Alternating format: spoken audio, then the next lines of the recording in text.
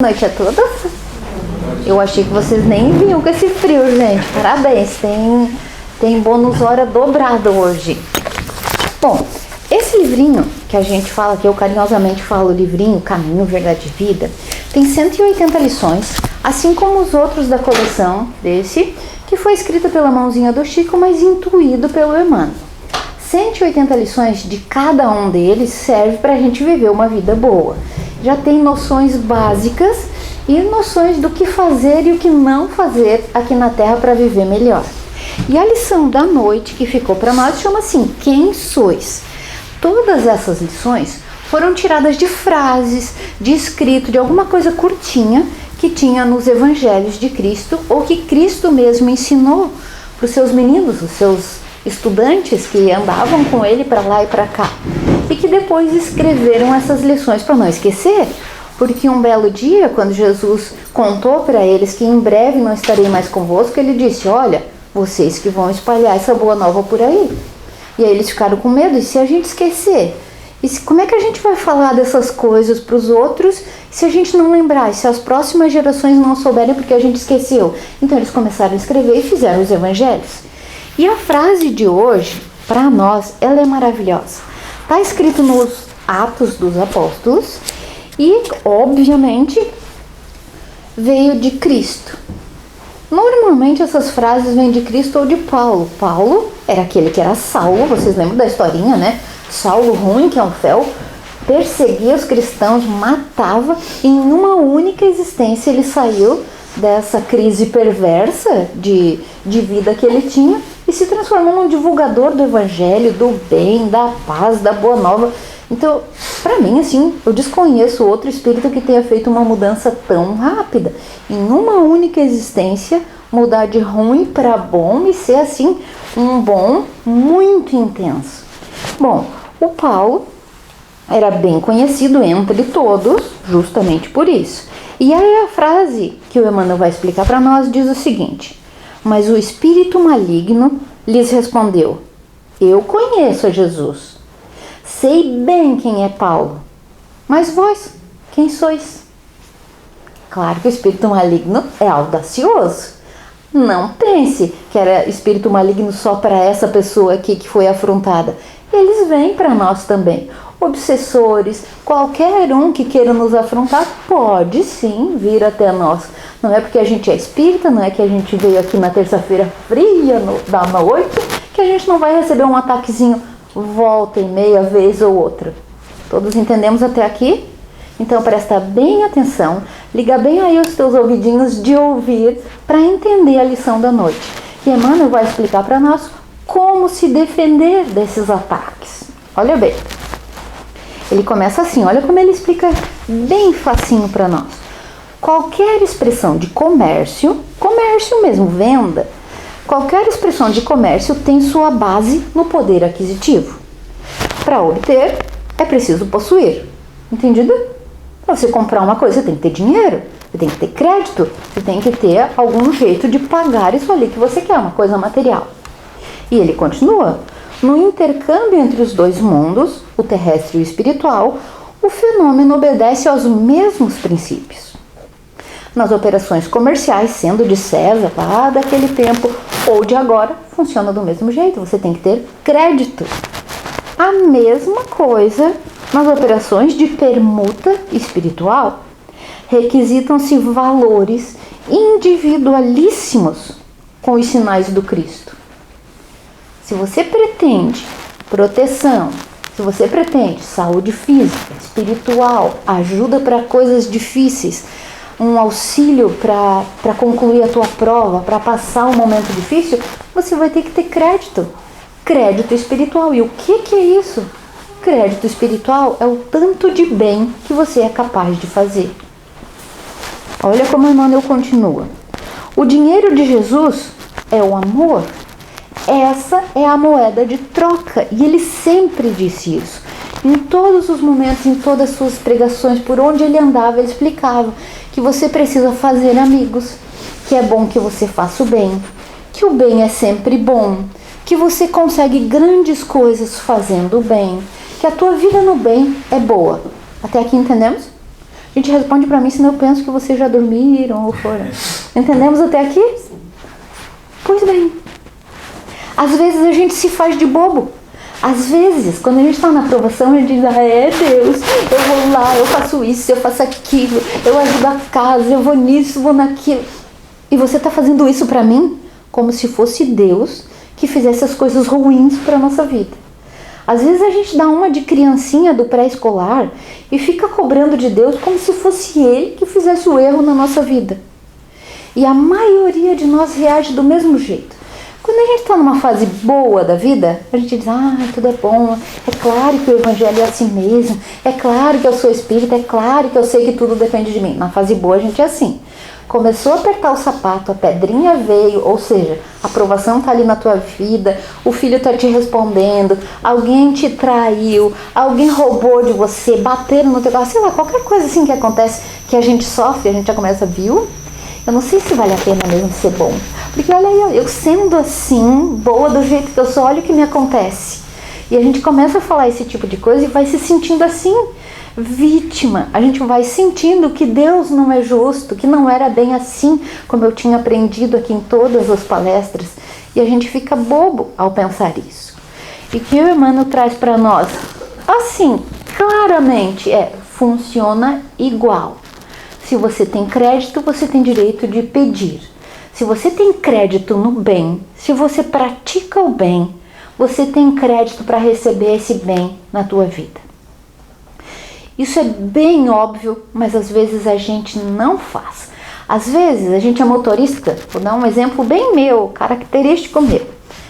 Eu, motorista, não paro na faixa, eu, Maquele. Acelero bastante, gosto de ultrapassar, gosto da velocidade, ou seja, eu cometo imprudências. Eu, pedestre, acuso quem comete imprudência. Não parou na faixa, você não me deu lugar para passar, você... Entende? Depende do lugar onde a gente está, a gente quer cobrar. Eu, como motorista, às vezes digo, nossa, eu não devia ter feito isso. Porque eu comecei a tentar me organizar para ser menos ansiosa, para sair mais cedo de casa, para não fazer essas loucuras no trânsito. Como pedestre, eu quero exigir dos outros que façam o que nem eu consigo fazer. Entendemos? Às vezes a gente está na vida normal e diz assim, mas ele foi tão grosseiro comigo. E você não se toca que quando você está nervosa, quando você está com o tempo reduzido, você também é grosseira. Que você também dá respostinhas curtas e grossas que ofendem a pessoa. Você não se toca que você comete erros também, que em alguns momentos você está exigindo do outro que ele faça. Então entenda de uma vez por todas, a moeda é igual. Você vai receber aquilo que você dá. Você é grosseiro, você vai receber grosserias. Em se tratando de coisas bem humanas. Você não dá a vez no trânsito, não deixa ninguém passar na frente, você também não vai ganhar a vez. Também ninguém vai deixar você passar à frente. É normalmente muito irritante falar com uma pessoa estressada. Veja bem, se você está se irritando tanto assim, veja bem se você não é uma pessoa irritada, que irrita os outros também. Sempre perceba na tua vida aquilo que mais te incomoda, se não é uma coisa que você faz. E muitas das vezes a gente não percebe. Emmanuel coloca para nós de forma muito clara, porque a gente entende bem essas maneiras de comércio. Tem dinheiro, compra, não tem dinheiro, parcela e paga, mas tem sempre envolvido uma questão financeira quando você quer adquirir alguma coisa. Em se tratando de vida espiritual, vale a mesma coisa. Ninguém veio para cá sem débitos, ninguém veio para cá sem dívidas, coisas a cumprir, coisas a devolver, coisas a ajustar. Senão, não teria por que encarnar. Nenhum de nós, assim, até onde eu saiba, veio para cá para cumprir uma missão de amor ao Evangelho. Normalmente a gente trouxe muita carga mesmo para resolver.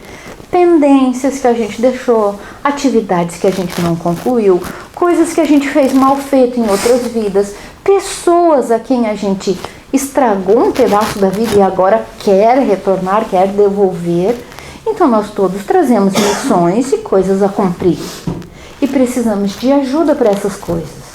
Às vezes, essas missões são pesadas. Às vezes, a gente traz dentro de casa os nossos maiores desafios. Às vezes, as pessoas que moram sob o mesmo teto que nós são aqueles a quem nós mais devemos. E aí é difícil, convívio difícil com parentes próximos, filhos, pais, genros, noras. Normalmente, a ponta do espeto é maior quando está dentro de casa, dói mais. Ou seja, são as pessoas a quem nós mais devemos, ou as pessoas que devem para nós. E de alguma maneira, a espiritualidade do bem nos coloca próximos para que a gente tenha a oportunidade de resolver. Mas são coisas difíceis a fazer. Até aqui a gente está entendendo? Assim também? Pois bem, quando Emmanuel escreveu isso aqui, e ele quis trazer para nós essa lição, que o espírito maligno desafiou a pessoa. Jesus eu conheço, Paulo eu conheço muito bem, mas você quem é? Porque a pessoa estava querendo colocar para ele assim, que era uma boa pessoa. Imagine vocês que a pessoa se acha muito grande coisa. Vamos dizer assim, eu sou o doutor fulano de tal. E para outra pessoa que está ouvindo isso, eu sou o doutor fulano de tal, conhece muito bem, minha mãe foi vizinha da tua mãe e eu sei bem que tipo de história você tem. A pessoa já conhece, a pessoa já entende outro lado daquele ali que está se colocando como doutor fulano de tal. A mesma coisa acontece com a espiritualidade. Às vezes, a gente que não enxerga os espíritos, que a gente só enxerga quem é encarnado, a gente esquece que os espíritos andam conosco o tempo inteiro. A gente esquece que os obsessores nos acompanham a vida toda. Que eles sabem as respostinhas que a gente dá. Que eles sabem a nossa intenção de sentimentos. Que eles sabem que às vezes a boca fala uma coisa e o coração está pensando bem em outra. Eles sabem como a gente é ardiloso com as palavras, com os atos. Eles nos conhecem profundamente. Por quê? Pense bem. O obsessor não tem nada para fazer, além de ficar observando você. Ele te acompanha dia e noite, do café da manhã à janta. E depois, quando tu vai dormir, ele acompanha o teu espírito por aí. Ele sabe exatamente onde tu vai, o que tu faz, os conchavos que você faz, as limitações que você tem, as brigas internas, o que você anda aprontando mentalmente, fisicamente, até o que você fala, tudo. Então, o obsessor tem propriedade para dizer, mas quem tu é? Quem tu é para falar isso? E às vezes a gente vem no centro e diz, por favor, eu preciso de um atendimento fraterno. Tira esse obsessor da minha vida que está acabando comigo. E o obsessor diz, como se fosse eu a acabar com a tua vida. Você acaba com ela sozinho. Você não reza, não faz um evangelho em casa, não tem um pensamento bom durante o dia, você não pensa nada de bom para ninguém, quer sempre levar vantagem, tira o que puder tirar dos outros, você tira, pensa carinha aí querendo dizer que é bom porque vem na palestra, pensa que eu não te conheço. O obsessor pode dizer isso para nós, porque ele nos acompanha o tempo inteiro. Assim como o nosso anjo também pode falar para nós, que ele nos acompanha também o dia inteiro. Ele também sabe das nossas intenções. Ele também nos intui e nos ajuda a sermos melhores. Mas nenhum deles, nem o obsessor, nem o teu anjo de guarda, tem o poder de mexer com o teu livre-arbítrio. Você tem a opção de decidir sobre a tua vida. Você decide se vai fazer o bem. Você decide se vai fazer o mal. E depois dessa decisão, você recebe a colheita. É como uma plantação. Você planta, você colhe. Não tem como plantar uma coisa e colher outra. Então entenda. A gente tem medo quando diz assim, ai meu Deus, o obsessor vai perguntar pra mim, vai me afrontar, vai ficar comigo. Vai. Isso acontece todos os dias das nossas vidas. O que vai decidir se a gente passa bem ou mal durante o dia são as nossas ações no bem. Há um tempo atrás, no grupo de estudos que eu participo lá no Seara de Jesus, estávamos com um problema com um dos componentes do nosso grupo. Sabe, mesmo sendo espírita, a gente se acha no direito de julgar as pessoas e decidir o que vai fazer da vida delas e tudo mais. Uma pessoa incomodava o grupo e o grupo não estava sabendo lidar. Então chamaram um ancião, assim como fazia antigamente. O ancião do nosso centro veio E ele estava inspirado naquela noite. E a gente queria dizer para ele, queria provar por A mais B que fulano de tal não podia estar pertencendo ao nosso grupo porque ele puxava o grupo para trás. Ele acabava com as nossas ações, enfim, essas coisas bem elevadas que a gente fala quando está com raiva. E esse ancião veio para o nosso grupo, fez a oração. E como se ele não soubesse de nada, como se ele nunca tivesse ouvido nada dos nossos falatórios contra o fulano de tal, ele começou a falar coisas aleatórias. E juro pra vocês que quando ele começou a falar, eu pensei, meu Deus, acho que não falaram pra ele sobre o que é o assunto. Que a gente queria apontar o dedo pra fulano de tal e dizer, ele tá errado, ele tá errado. E ele começou a falar coisas, e dentre essas coisas que ele falou, ele disse, a única coisa que garante pra você, que te garante nesse mundo, é a tua luz. Eu pensei, nossa senhora, agora foi longe demais. Só que depois ele foi explicando e a gente, assim, mais atrasado, foi entendendo, claro que ele tinha razão. Aquela pessoa ali estava representando para nós um alerta para o grupo. Um grupo que já se reúne há mais de 20 anos, não consegue suportar uma criatura que é diferente, é um grupo que tem egoísmo, orgulho e que está na hora de aprender. Um grupo que está há 20 anos estudando o Evangelho de Cristo, as obras básicas, as apostilas, já deveria ser capaz de entender a interferência espiritual. Já deveria entender como uma afronta do mal. Várias coisas acontecem nesse estilo para que a gente perceba se aprendeu ou não aprendeu a lição. E aquele ancião falando e nos dizendo coisas assim que me pareciam a princípio tão aleatórias, deu a maior lição que eu já tive dentro de um centro espírita. Meu Deus! A gente não deve apontar o dedo para os outros. Claro, não deve deixar o mal tomar conta. Mas não deve apontar o dedo para os outros e ir apontando os erros. Porque quando você aponta os erros dos outros tão claramente, você está dizendo os próprios erros. E isso é a maior verdade. E quando ele disse que a única garantia que a gente tem é a própria luz, ele estava falando exatamente o que o Emmanuel fala aqui, que Cristo já tinha falado naquela época que ele veio. A única coisa que te garante é o tanto de bem que você é capaz de fazer, o tanto de amor que carrega o teu coração. Você pode estar no meio do umbral, gente. Você pode estar lá. Você pode pensar que agora a gente só consegue imaginar, quando está aqui no corpinho, só consegue imaginar, meu Deus, no umbral. Uns vão pensar que medo, outros vão pensar que horror, quero sair daqui. No meio do umbral, energia ruim, todo mundo na mesma energia, porque existem várias categorias de umbral, vocês sabem, né? Tem um umbral de tudo quanto é tipo. Tem um umbral dos que são reclamões, tem um umbral dos que são brigões, tem um umbral dos ladrões, tem um umbral. Conforme a pessoa pensa, ela vai criando um umbral para ela e vão se reunindo esses grupos que pensam parecido. E você pode estar no meio do umbral e não ser contaminado pela energia que está lá, de acordo com a tua luz. Pense bem, eu vou dar um exemplo de uma historinha bem real que aconteceu. Quando o pai do Chico Xavier, era vivo, Chico era um mocinho, ele queria que o filho virasse homem. Então ele levou o Chico lá no prostíbulo para ele virar homem, para ele ter relação com uma mulher e ele virar homem, enfim. E enquanto o pai estava negociando com a dona lá do prostíbulo, quem que ela ia chamar e tal, o Chico ficou ali onde tinha uma sala e todas as mulheres que trabalhavam ali no prostíbulo ficaram ao redor dele. Enquanto isso, o pai negociando lá com a dona, que ele já conhecia bem, tomando uma cachaçinha lá, de repente ele começou a ouvir. Estavam rezando a Ave Maria no meio do prostíbulo. Dá para entender isso? O Chico foi até lá, que é um lugar onde tem muito obsessor, um lugar de energia sexual, um lugar que é cheio de gente, encarnados e desencarnados, e o Chico foi até lá. E você acha que ele se deixou contaminar com a energia?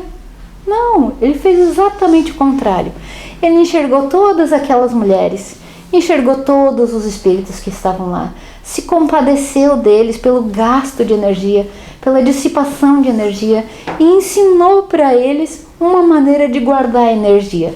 Se eles conseguiram fazer depois, não sei, mas naquele dia a oração fez com que aqueles miasmas que estavam, sabe, quando a gente pensa, vai enchendo de miasmas, né, em cima, aquela energia condensada, toda aquela energia foi derretendo e elas foram se sentindo bem e foram se sentindo amadas e foram sentindo uma coisa que elas não sentiam na vida. E o pai do Chico queria morrer, né? Meu Deus, eu trouxe o guri aqui para virar homem e ele transformou as mulheres em santa. Assim pensava o pai dele, na ignorância que ele tinha, mas esse exemplo tão chulo serve para nós entendermos. Às vezes a gente diz assim, ai, não gosto de encontrar fulano de tal, porque ela acaba com a minha energia. Se você tiver luz mesmo dentro de você, a energia não acaba. Se você tiver amor mesmo, boa vontade, vontade de fazer o bem, não vai destruir a tua energia. Você vai ajudar o outro. É o que Emmanuel coloca aqui para nós. Quando vier o mal e afrontar você, em vez de ficar apavorado, eu vou perder. Lembre, faça o bem, tenha moeda do bem. Tenha você já feito o bem para que o bem te defenda. Isso é muito fácil de entender.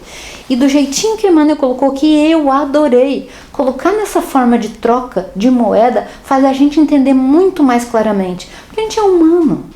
A gente vive trocando coisas, trocando favores, trocando palavras, trocando mensagens, tudo a gente troca, mais ou menos no mesmo valor. Se você me deu parabéns no meu aniversário, eu vou te dar no teu. Se você me deu presente no meu aniversário, eu vou te dar no teu. A gente é meio assim, a gente é comparativo. Então compare isso. Você está fazendo o bem suficiente para que esse bem te proteja quando você estiver apurado? Ou você acha que nunca vai encontrar um obsessor que tem ódio de você? Ou você acha que nunca vai ter uma prova que te derruba? Ou você acha que nunca vai acontecer nada na tua vida? É melhor a gente pensar nisso antes que as coisas aconteçam. Antes que a falência aconteça, que o divórcio aconteça, que a batida do carro aconteça, antes que o filho se rebele.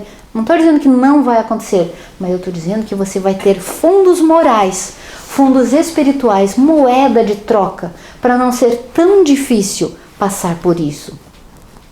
Vou contar uma coisinha que aconteceu com nós dois há um tempo atrás. Nós dois gostamos muito de caminhar. E em Criciúma, cidade segura, deve ser como Araranguá, uma cidade segura, a gente caminha de dia, caminha de noite, nunca nem se lembra que a violência existe. Não sei, nós dois assim andamos sempre pela cidade assim, conversando e conversando. E um belo dia, nós passando pelo centro, de noite, nem percebemos que estavam se juntando pessoas estranhas mesmo, e fizeram um grupo ao nosso redor, um grupo de 3 ao nosso redor, e a gente não percebeu que seria assaltado, ou coisa pior, numa parte escura do centro onde a gente estava caminhando. Quando nós percebemos, meu Deus, assim, bem, a cabeça bem longe, que poderia acontecer algum mal conosco, ouvimos um assobio de trás, alguém fez, shh, esses aí não. E ele fez assim para os companheiros, tipo, é meu faixa. Aí a gente se tocou, meu Deus, a gente ia ser assaltado. Aí que percebeu, meu Deus, nós vamos ser assaltados, olha ali, os ladrões estavam ali.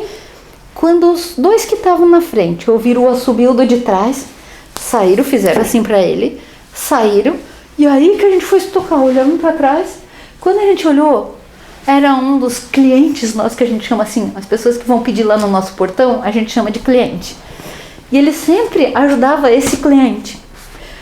E esse cliente vinha lá e dizia, pode me arranjar hoje tantos reais, ou uma comida, ou uma jaqueta, um guarda-chuva, as coisas que ele precisava. Esse ali estava lá no centro aquele dia, subiu para os outros e disse, esses não, tipo meu faixa, com esses aí vocês não vão fazer nada. Os outros foram embora. Ou seja, um exemplo bem tosco para explicar que se você faz o bem, você tem o mérito de ser protegido pelo bem. É claro que os 3 estavam no mesmo grupo. É claro que aquele lá tinha domínio sobre os outros. É claro que ele nos conhecia. É claro que nós conhecíamos ele, mas olha, tudo que houve. A mesma coisa acontece conosco. Às vezes a gente fica tão desesperado, ai meu Deus, o obsessor. O obsessor te conhece há bastante tempo. E você também. conhece o obsessor. O mal está ao teu redor o tempo inteiro, mas o bem também. Você está sempre nesse limiar entre o bem e o mal. O que vai te garantir o sucesso? O que vai garantir que você continue com um bom raciocínio, com um bom funcionamento da mente, do corpo, com a vida em dia? É o bem que você faz. Por mais que na tua vida tenha coisas a acontecer, se você faz o bem, esse bem te garante a saúde física, mental, financeira, emocional. Então não pense duas vezes. Na hora de depositar um crédito no bem, faça. Deposite 2. Faça todo o bem que te for possível, porque você não sabe o dia de amanhã. Você não sabe o que pode acontecer com você. Um belo dia você pode estar bem de saúde e no outro acordar com um diagnóstico muito grande de uma doença grave. Ninguém está livre disso. Ah, mas eu tenho medo porque os umbrais estão abertos e o mal está aí. É verdade. É o momento que nós estamos passando. Qual é a única coisa que vai garantir para você a sanidade mental, a sanidade espiritual? O bem que você fizer. Não dê uma de criancinha, de infantil agora dizendo não sabia. Sabia sim.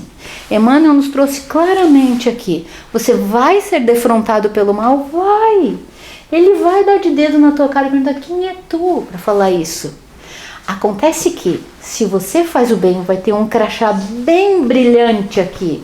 Esse é de Jesus. E você sendo de Jesus, você sendo do bem, praticante do bem, você fazendo atos de amor, você vai ser protegido. Aquele crachazinho ali vai brilhar e vai salvar você na hora que você mais precisar. Que esse ensinamento fique no nosso coração, para que a gente entenda de uma vez por todas que sim, é possível mudar um diagnóstico. Sim, é possível mudar um destino. Sim, você pode transformar a tua vida com atos de amor. Mas tem que ser de verdade, não assim, da boca para fora. É da boca para dentro. É você fazendo por inteiro, é você tendo a intenção de melhorar. Como é que a gente reconhece um verdadeiro espírita? Você já pensou nisso? Como reconhece que uma pessoa é espírita mesmo? Kardec já perguntou isso para os espíritos lá no tempo que ele queria saber as coisas. Ele perguntava para a espiritualidade, ele disse: em todas as religiões a gente identifica a pessoa por alguma coisa que ela tem ou faz. Como é que se identifica um espírita então? Ele estava criando ali como se fossem as regras do espírita. E a espiritualidade respondeu para ele em várias línguas. Reconhece-se o verdadeiro espírita pelo esforço que ele empreende em vencer as suas más tendências, as próprias más tendências. Ele não vai ficar olhando, mas o Morialdo faz isso, faz aquilo, né? Não. O verdadeiro espírita é aquele que diz: nossa, Maquele, você poderia ter feito melhor. Ontem você fez isso, hoje você deveria ter aprendido, amanhã eu vou fazer melhor. É o esforço que o espírita faz em ser melhor a cada dia, um tantinho por dia. Porque a gente diz assim: mas como é que eu vou fazer o bem todos os dias? Comece evitando de fazer o mal, evitando de propagar uma fofoca, evitando de discutir uma coisa. Vocês viram na televisão ontem que fulano fez isso?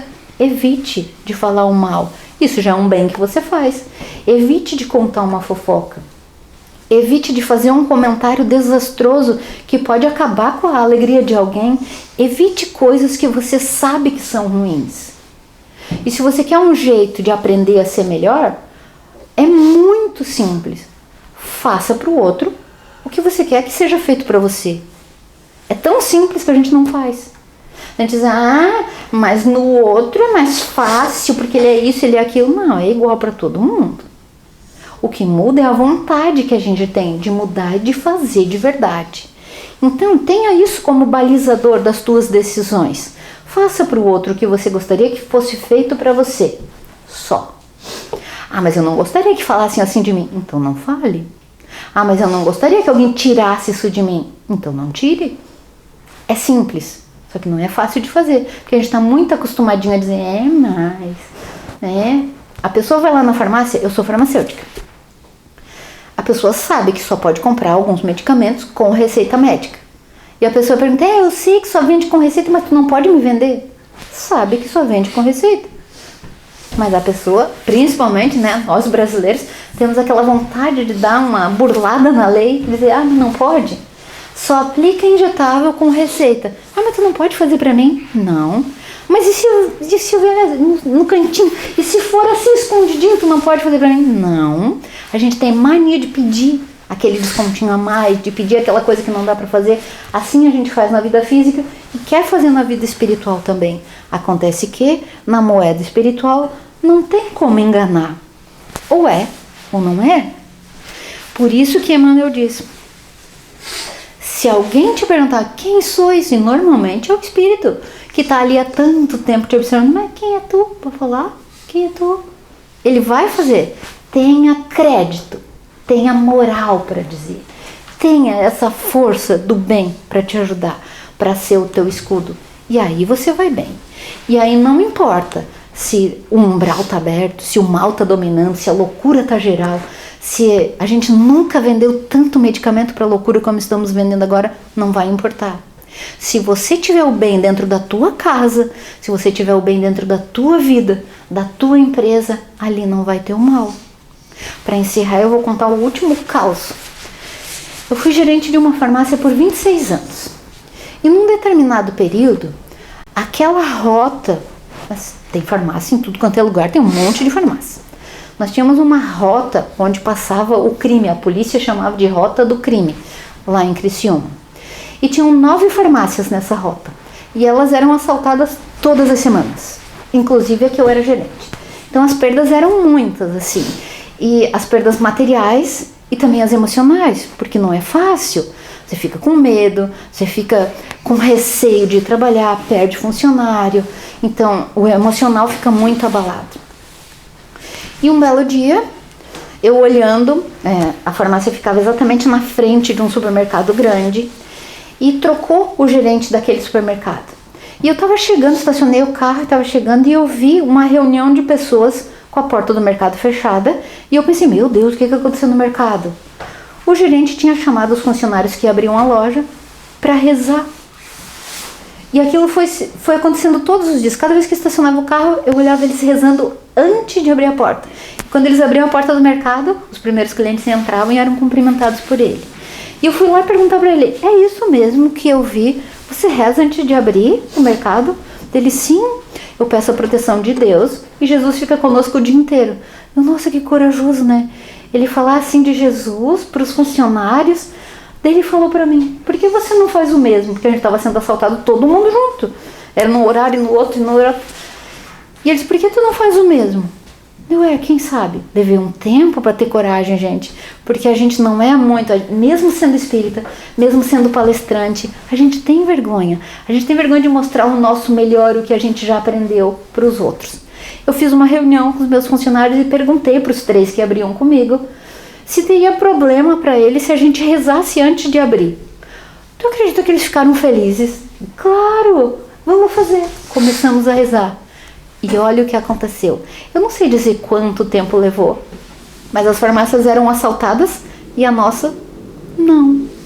Parece que eles pulavam, parece que os assaltantes que vinham de uma para outra não conseguiam ou estacionar, não conseguiam entrar ali na farmácia, alguma coisa acontecia. Nunca mais.